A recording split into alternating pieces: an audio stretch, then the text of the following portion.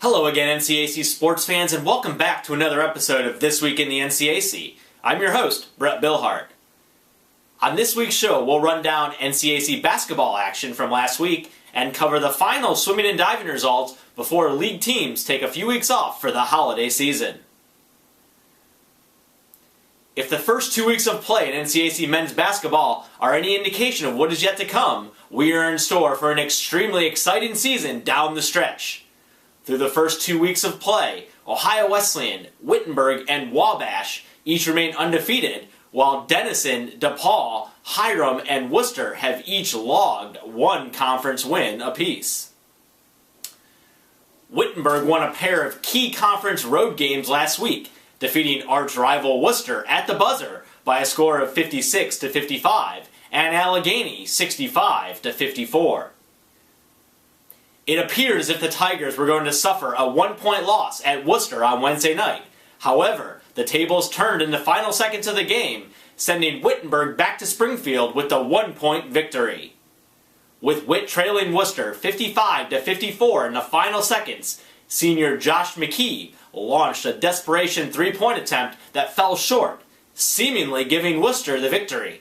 However, Wittenberg sophomore Zach Leahy was left unaccounted for under the basket and corralled the rebound and laid it in as time expired to give the Tigers the one-point victory. The victory was also noteworthy for Wittenberg head coach Bill Brown, as it was the 400th in his coaching career. Ohio Wesleyan, which is off to an 8-1 start for the first time since the 1961-62 season, maintained its perfect league mark with wins over Kenyon and DePaul. Battling Bishop senior Tim Brady was named the NCAC Men's Player of the Week after he sparked the OU offensive unit with 22 points against Kenyon and a season-high 33-point performance against DePaul. On the week, Brady shot 51% from the field, 40% from beyond the arc, and 69% from the charity stripe. And finally, Wabash improved to 8-0 overall with a pair of double-figure wins over Milliken and Worcester. Prior to the two victories, the Little Giants debuted on the 2011 D3Hoops.com Top 25 poll in the 25th position. NCAC men's action will be idle through the holidays and will pick back up on January 4th.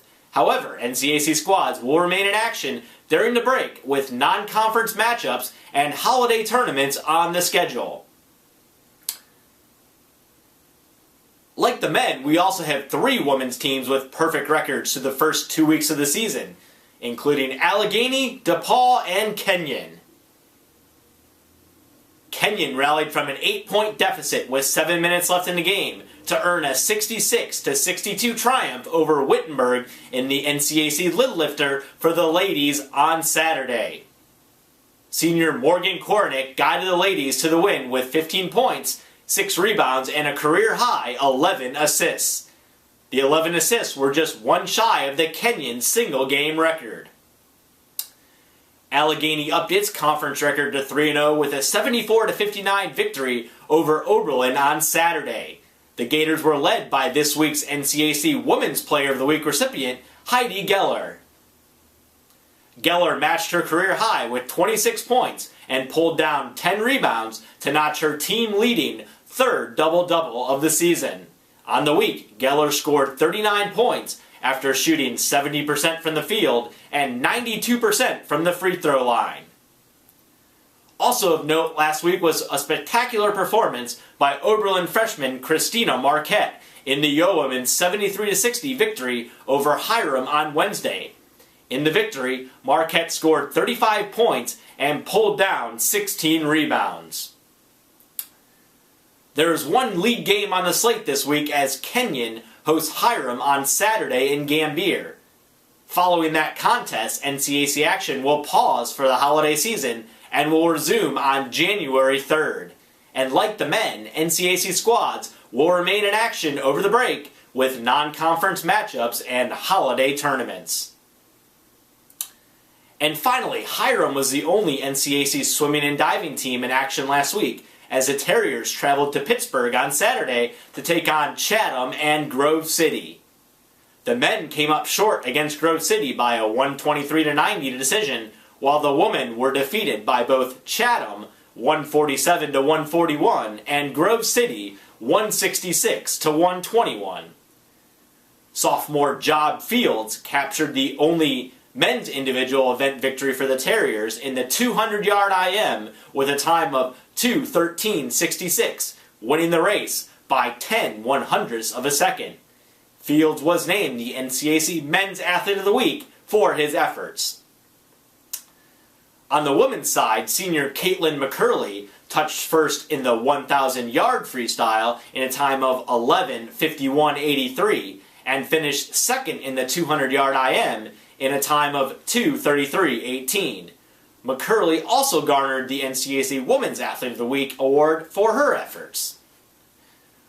With NCAC teams taking a few weeks off for the holiday season, we will next report on swimming and diving results on the January 9th episode of This Week in the NCAC.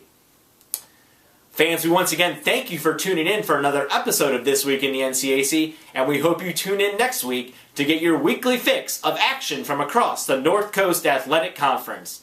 And as always, for up-to-date stats and standings on your favorite NCAC squads, you can visit our website at www.northcoast.org.